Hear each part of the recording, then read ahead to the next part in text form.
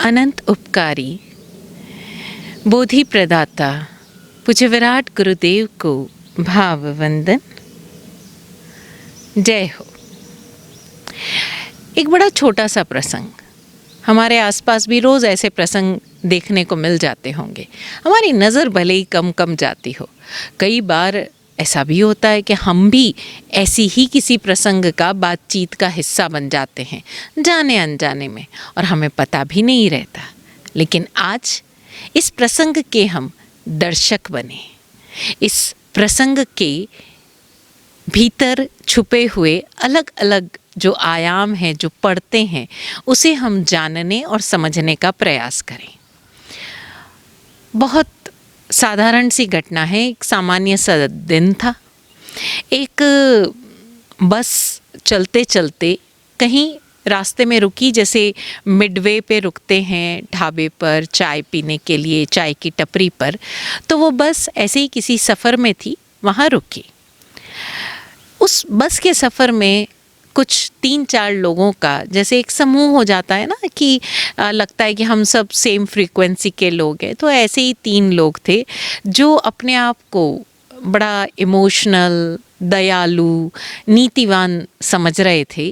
तो ऐसे ही 3 लोग आपस में दोस्ती हो गई। वो बाहर बैठकर कहीं पर चाय पी रहे थे, और एक जो व्यक्ति था उनके पास ऐसे ही बैठा था। वो शुरू से उन तीनों को देख रहा था, बातें बातें सुन रहा था। कुछ ही देर में एक बुढ़िया जो थी, एक वृद्धा माँ, कपड़े फटे टुटे से उन लोगों के पास आई, उनसे कुछ सहायता मांगने लगी। आप कह सकते हैं कि वो एक भिखारी वृद्धा थी और रो रही थी, और इतना द्रवित कर देने वाली उसकी कहानी थी। उसके जो बच्चे थे, उसका जो बेटा था, वो विक्षिप्त हो चुका था, और एक आप कह सकते हैं कि पूर्ण रूप से मनोरोगी था, और वो घर में पड़ा था। इतनी हालत उसकी ख़राब कि उसको पाँव के जंजीर बांध के रखना पड़ता था। तो कहीं किसी किनारे, सड़क के किनारे कहीं उसने कुछ छप्पड़ सा डाल रखा था, और वहीं उस पेड़ के सहारे अपने बेटे को बांधती थी। उस बुढ़िया ने बताया कि उसकी बहू की भी मृत्यु हो चुकी थी, और उसको भी एक बेटा था, और वो बेटा भी मनोरोगी पैदा हुआ था, सामान्य बालक नहीं था। दोनों ही विक्षिप्त थे। घर में कोई कमाने वाला नहीं, उसकी अवस्था भी ऐसी कि वो काम नहीं कर सकती। तो किसी तरह भीख मांग कर गुजारा कर रही थी। जैसे तैसे उन 2 विक्षिप्त मनोरोगियों का पेट भरना उसने अपना दायित्व माना हुआ भी था, और दायित्व था भी। एक व्यक्ति जब किसी अन्य व्यक्ति को भूखा मरते हुए नहीं देख सकता, जिसमें ये तो उसके अपने बच्चे थे, वो कैसे उन्हें भूखा रखती। तो वो लोगों के सामने हाथ जोड़ जोड़ कर अपनी कहानी सुनाती, और जैसे तैसे 2 जून का खाना जुटाती। तो जब ये बुढ़िया, ये वृद्धा माँ अपनी कहानी सुना रही थी, तो वो स्वयं, उसकी आंखों से आंसू बह रहे थे। उसकी ये कहानी सुनकर वो जो 3 लोग थे, जो अपने आप को बड़े दयालु कह रहे थे, संवेदनशील कह रहे थे, वो तीनों भी बड़े द्रवित हो गए। उनमें से एक व्यक्ति जो थोड़ा बहुत पॉलिटिक्स में दखल शायद रखता होगा, बड़ा उस इमोशनली उत्तेजित होते हुए, आवेशित होते हुए कहने लगा, देखा, सरकार इतने बड़े बड़े दावे करती है कि हमारे यहाँ पर गरीबी है ही नहीं, लोगों को भरपेट अनाज मिल रहा है, लोगों को मुफ्त में राशन बंट रहा है।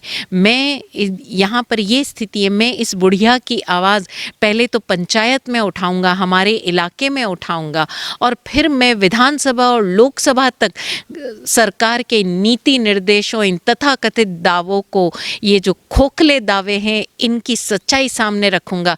और उसने अपना, जैसा आज के ज़माने में होता है, वीडियो रिकॉर्ड करना शुरू कर दिया। ये देखो हमारे भारत की सरकार की खोखले दावों की सच्चाई एंड ऑल, सारी वो बातें शुरू हो गई।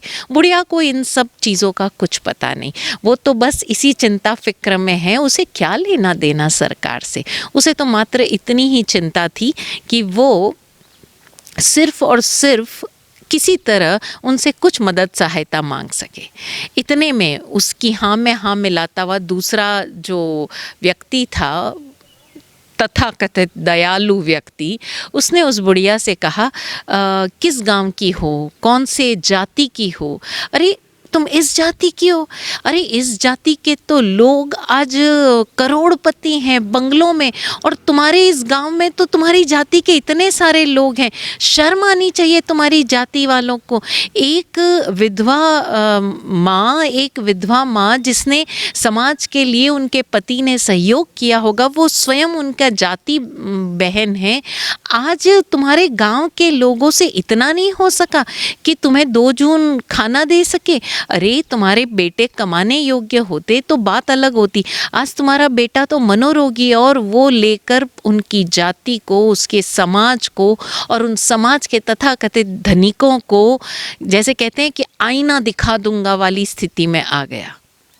और जो तीसरा व्यक्ति था वो तो वहीं पर जैसे जार जार रोने लग गया और कहने लगा, माँ मुझसे तुम्हारा दुख देखा नहीं जाता, बस बस करो, अब तुम और कुछ मत बोलो। अगर तुमने कुछ और बोला तो मैं तो बस यहीं पर धरती गड़ जाए और मैं उसमें समा जाऊं। कैसी स्थिति आ गई है कि हमारे देश की एक माँ अपने बेटे के लिए भीख मांग रही है। और वो इस तरह से बात कर रहे थे। एक चौथा व्यक्ति उनके पास बैठा था, चुपचाप और फ्लैट फेस लेकर बैठा था। उसने इस पूरी घटनाक्रम पर, उस वृद्धा की हालत पर कोई कमेंट नहीं किया, ना ही उनकी बातों में हाँ मिलाई, कुछ भी नहीं। वो जब ये लोग बात कर रहे थे, देखो भाई कैसा ज़माना आ गया है, ये सारी बात सुनकर उसने एक पल के लिए अपनी पलकें झपकाई और अपनी जगह से उठ खड़ा हुआ और चला गया। अब इन तीनों का ध्यान उस वृद्धा से हटकर उस बंदे की ओर गया। कैसा ज़माना आ गया है। आजकल लोग दया के 2 बोल नहीं बोल सकते, सांत्वना के 2 बोल नहीं बोल सकते। कैसा संवेदनहीन व्यक्ति है, इमोशनलेस, पत्थर दिल। अरे उसके कलेजे में कुछ हुआ नहीं, ऐसी हालत देखकर उसे 2 शब्द नहीं बोले गए। लेकिन आजकल तो भाई ज़माना ही ऐसा आ गया है। और वो शुरू हो गए ये चर्चा करना कि आजकल लोग कितने हार्टलेस हो गए हैं, इमोशनलेस हो गए हैं, संवेदनहीन हो गए हैं, किसी की मदद करने के लिए कोई प्रयास ही नहीं करते।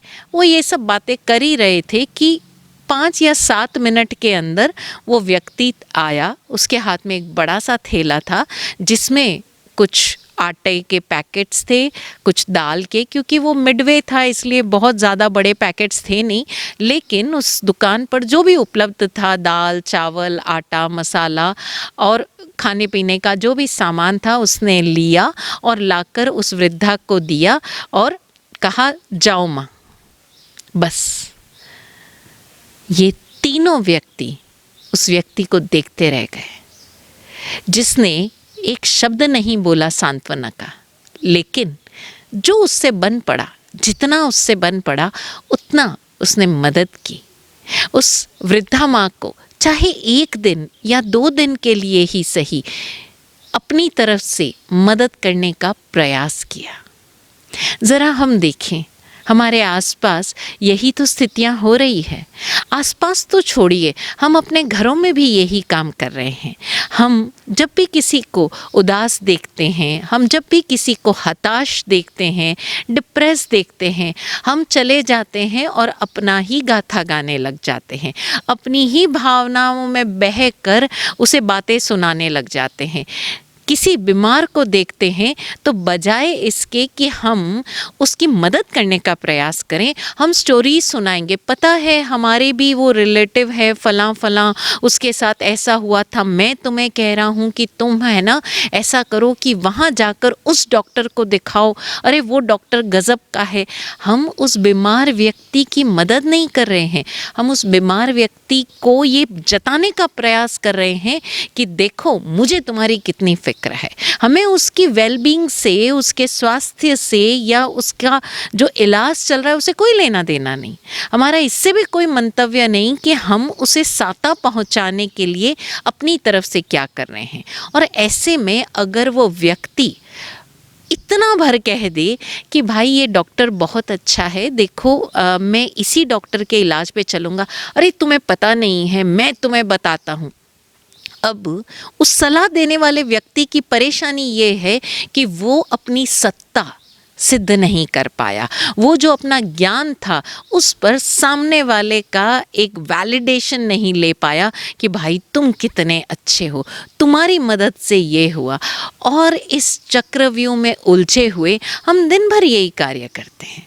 हम कहीं भी जाएंगे, सपोज़ किसी लड़की का या किसी लड़के का विवाह विच्छेद हो रहा है, हम वहाँ जाकर बजाय इसके कि हम उन दोनों को समझने का, सुनने का प्रयास करें, वहाँ पर भी हम अपनी सलाह देंगे, वहाँ भी हम अपनी ही एडवाइस देंगे, बजाय इसके कि हम सिर्फ़ और सिर्फ सुन लें और अगर वो चाहे तो हम सलाह दें।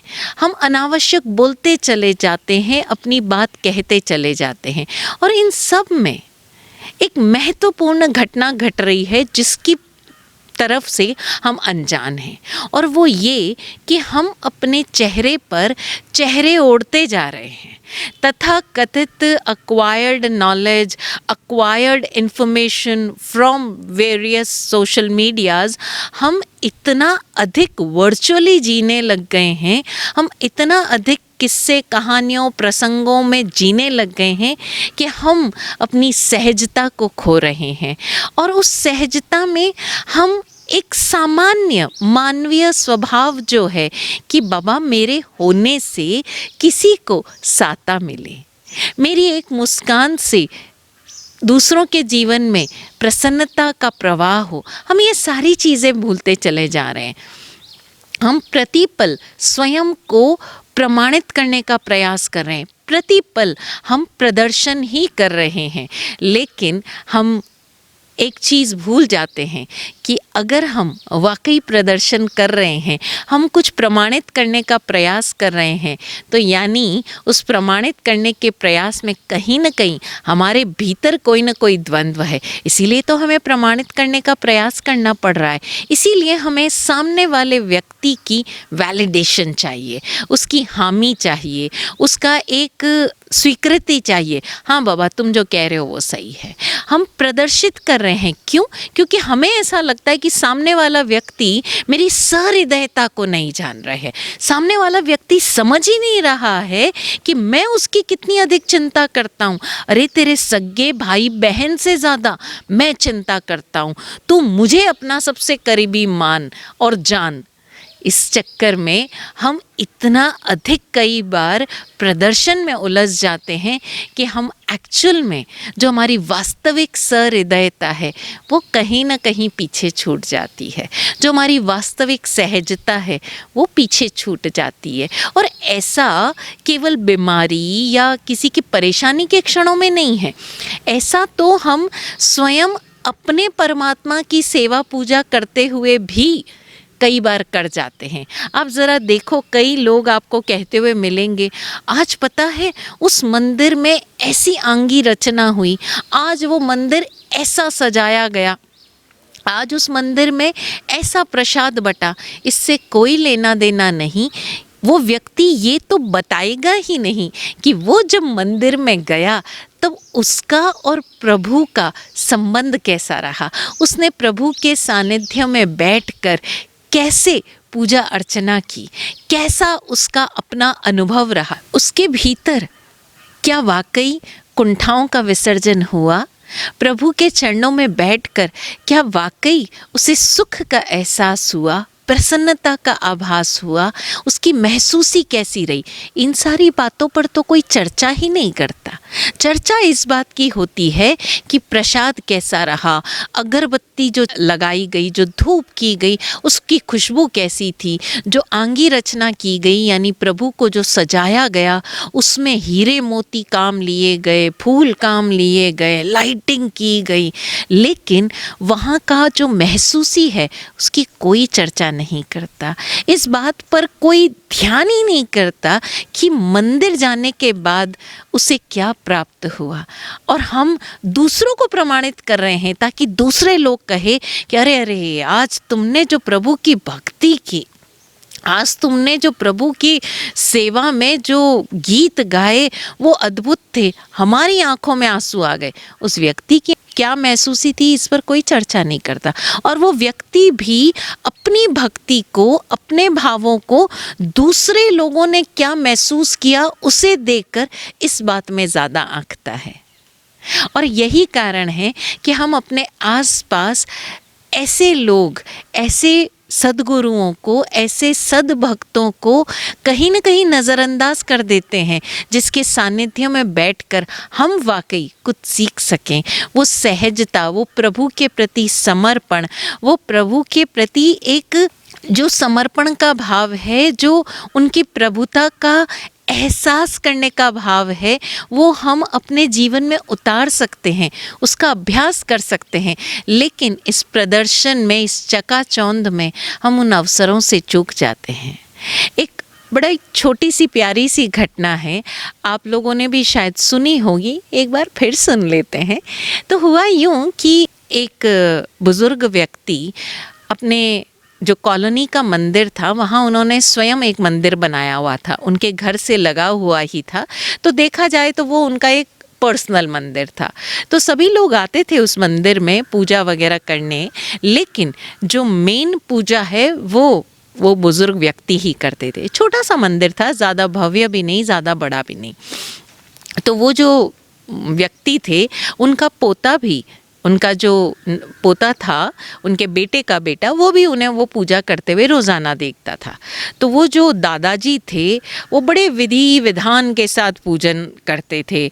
बाकायदा वो एक पर्टिकुलर तरीके से दीपक लगाना, एक दिशा में लगाना, फिर वो अगरबत्ती, प्रसाद, भोग चढ़ाना, घंटी बजाना, एक पूरा एक सीक्वेंस था। वो जो पोता था वो बड़ा ध्यान से अपने दादा को देखता था। वो जो आरती गाते थे, बड़े भावपूर्वक दादाजी पूजा करते थे। पोते का बड़ा मन होता था कि मैं भी किसी दिन पूजा करूं, लेकिन दादाजी अलाउ ही नहीं करते थे।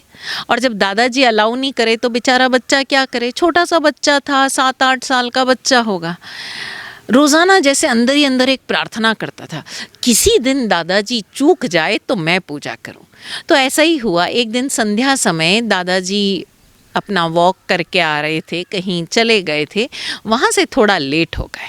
पोते को अवसर मिल गया, समय देखकर वो तो सीधा अंदर घुस गया, और जैसे ही अंदर घुसा उसने दादाजी को बड़े ध्यान से देखा हुआ था। उसने सारा कुछ वैसा ही किया, सारा विधि विधान जैसा उसने अपने दादाजी को देखा था। लेकिन अब उसे पाठ तो आते नहीं थे, तो उसने कहा चलो भगवान जी देखो, मुझे वो पाठ नहीं आता जो दादाजी ने कहा है। आरती उसने गा ली थी जितनी भी, जैसी भी उसको आती थी।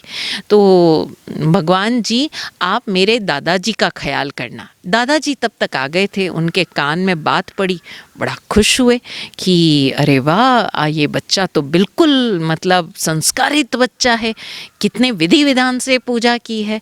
तो उस बच्चे ने जो वो बोल रहा था वो दादाजी बाहर सुन रहे थे, क्योंकि बच्चे को ये पता नहीं था। उसने तो वो जो पाठ है भक्ति के और जो संध्या पूजन के वो सारे सुने थे, तो उसे लगता था भगवान से बातचीत ज़ोर से बोल के करनी चाहिए। तो भगवान जी वो वाला तो मुझे आता नहीं, तो आप मेरे दादाजी का ध्यान रखना। अरे आप दादाजी का ध्यान नहीं रखोगे तो मुझे सुबह शाम टॉफ़ी कौन देगा। दादाजी को थोड़ी हंसी आई, लेकिन चलो बच्चा है ये जानकर ठीक है। फिर आगे बच्चा बोलता रहा, आप भगवान जी मेरे मम्मी पापा का भी ध्यान रखना। अरे वरना मुझे गिफ्ट्स कौन देगा, मेरे ड्रेसेस कौन लाएगा। आप मेरे भैया का भी ख्याल रखना, आखिर मेरे प्रोजेक्ट्स मेरे भैया ही तो करते हैं। आप हमारे डॉगी का भी ध्यान रखना, वरना घर में चोरों से कौन बचाएगा। अब दादाजी को धीरे धीरे अंदर ही अंदर एक प्रकार की गुस्सा तो नहीं कह सकते, लेकिन थोड़ा सा उनको दुख ज़रूर हुआ। ये बच्चा कितना सेल्फिश है, कितना स्वार्थी है, इसको सबकी वेलबींग इसलिए चाहिए ताकि इसके सारे काम होते रहे। दादाजी ने सोचा आज इस बच्चे को मैं सब कुछ सिखाऊंगा, समझाऊंगा। ये कोई तरीका होता है कि सिर्फ अपने लिए जीना, अरे हमें तो दूसरों के लिए जीना चाहिए। खैर वो बच्चा आपने धारा प्रवाह बोले जा रहा था, सब कुछ बोलकर बोला, वैसे भगवान जी बुरा मत मानना, बाकी सब तो ठीक है, आप ना अपना ध्यान भी रखना। अरे आप सबका ध्यान तो रख लोगे, लेकिन आपका ध्यान कौन रखेगा? और मुझे तो ये भी नहीं पता कि आपका ध्यान कौन रख सकता है। तो आप अपना ध्यान सबसे पहले रखना, क्योंकि अगर आपको कुछ हो गया तो आपकी सेवा कौन करेगा? हम सबका ख्याल कौन रखेगा? इसलिए आप अपना ख्याल सबसे पहले रखना, चाहे तो मुझे भूल जाना। अब दादाजी की आंखों में आंसू थे, अपने पोते की वो सहज सरल प्रार्थना देखकर कि वाकई हम लोग भगवान के सामने चाहे अपने लिए, चाहे दूसरों के लिए, चाहे समाज के लिए, चाहे दुनिया के लिए मांगते ही रहते हैं, लेकिन भगवान जी की अपनी स्वयं के लिए हम कभी ध्यान ही नहीं देते। और ये बच्चा कितना विराट होगा, इस एक क्षण में वो बच्चा सहजता पूर्वक इतना विराट हो गया। और यही है सहज पूजा, यही है हमारे भीतर की सहजता और सरलता जो सभी का ख्याल करती है। वहाँ पर किसी को दिखाने की बात नहीं। आज उस बच्चे को नहीं पता कि कोई उसे सुन रहा है, लेकिन उसके भीतर के भाव थे।